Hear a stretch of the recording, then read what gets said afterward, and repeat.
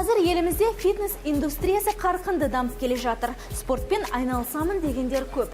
Бірақ барлығы спорт залында өзін қалай ұстау керектігін білмей жатады. Армысыздар, эфирде этикет бағдарламасы. Бүгін біз жаттығу залындағы әдептілік ережелері жайында баяндаймыз. Жаттығуға барар алдында спорттық киімді түгендеп алған жөн. Ең алдымен ыңғайлы спорттық киім таңдаған дұрыс. Егер ол тым тар болса, қимылыңызға кедергі жасайды. Ал бос киім жаттығу құрылғыларына ілініп қалуы мүмкін. Аяқ киім табаны қатты, өкшесі ұзын емес болғаны дұрыс. Ашық аяқ киімнен бас тартыңыз. Не рекомендуется заниматься, да и вообще запрещено в сланцах или в тапочках. Жаттығу залына ашық аяқ киіммен келмеуге кеңес береміз. Оның екі себебі бар. Ең алдымен қауіпсіздікті ойлауыңыз керек. Ауыр құрал жабдықтар аяққа түсіп кетуі мүмкін. Екіншіден, гигиена мен эстетика жағын естен шығармаған жөн. Обуви, чтобы другим посетителям было комфортно в это время также заниматься.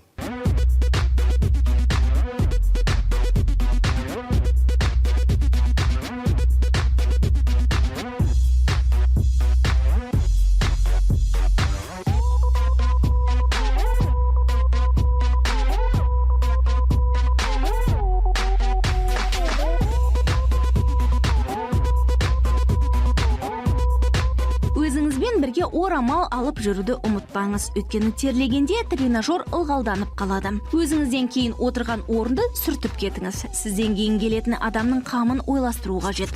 Жабдықтарды орнына қайтарыңыз. Гір мен зілтемір шашырап жатса, қалған жұрт алдында ыңғайсыз болады. Біреу оған аяғын соғып, жарақат алуы әбден мүмкін. Ауыр атлетикамен айналысатындар штангадан аттап өтуге болмайтын жақсы біледі. Біріншіден бұл қалыптасқан дәстүр, екіншіден қауіпсіздік ережесі. Сол себепті жабдықта айналып өткен дұрыс. Егер біреу жаттығуды айнаның алдында жасап жатса, оған кедергі етпеңіз. Өйткені ол спорттық техниканы қадағалап отыруы тиіс. Жақындап әңгіме айтудан да бас тартыңыз. Сондай-ақ құрал жабдықты босатуды да талап етпеңіз. Ол әдепсіздік саналады. Бірақ жабдыққа қол жеткізгенде көп уақытты алмаңыз. Если тренажер занят, то обычно мы спрашиваем, сколько подходов у вас. Егер тренажер бос болмаса, біз өзіміз жақындап қанша уақыт қалғанын сұраймыз. Залда адам көп болғанда барлық жаттығуларды рет-ретімен орындап шығу мүмкін емес. Сол себепті бұл жүйені қолданбаңыздар. Амплитудалық жаттығуларды да жасамаңыздар. Өйткені тренажерлардың басым бөлігі бос болмайды. Они будут заняты, и, соответственно, ваша тренировка не сложится из-за количества ограниченного времени.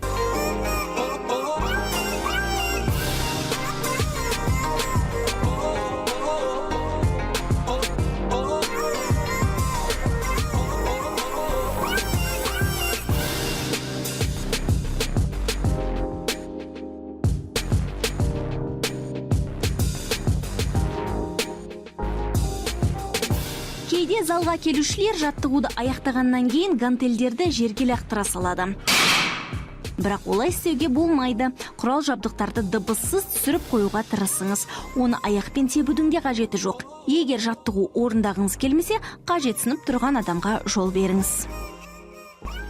Меня, как постоянного посетителя тренажерного зала, порой раздражает. Мен жаттығу залына жиі келемін. Жаттығуларды сапалы орындауға тырысамын. Басқа клиенттер жалғыз өзі емес, достарын алып келетін жағдайларда болып тұрады. Әрине, олар шулап мазамды алады. Кейде біреулер телефонмен дауыстап сөйлесе бастайды. Кейде оған көңіл аудармау мүмкін емес. Которые клиенты иногда не отвечают на свои телефоны и продолжает, получается, этот телефон звенеть, и это лично меня сильно отвлекает. Қоғамдық орындарда шулауға, музыканы қатты тыңдауға, телефонмен сөйлесуге, қоқыс лақтыруға, мас күйде келуге немесе төбелесуге қатаң тыйым салынған. Бұл ережелер жаттығу залдарына да қатысты. Киім ауыстыратын жердегі тәртіпті де сақтаңыздар. Жуынатын орында суды шашыратпай, шашыңызды қалдырмаңыз. Шкафтың жанында киімсіз жүрмеңіз. Мұндай әрекет қалған жұртқа қолайсыздық туғызады. Әдептілік ережелерін ұмытпай орындап отырсаңыз, жаныңыздағы адамдар мен бапкерлер сізге басқа көзқараспен қарайды. Көмегін беріп, қолдау көрсетіп отырады. Сол себепті этикет ережелерін есте ұстайық, табысқа бірге қол жеткізейік.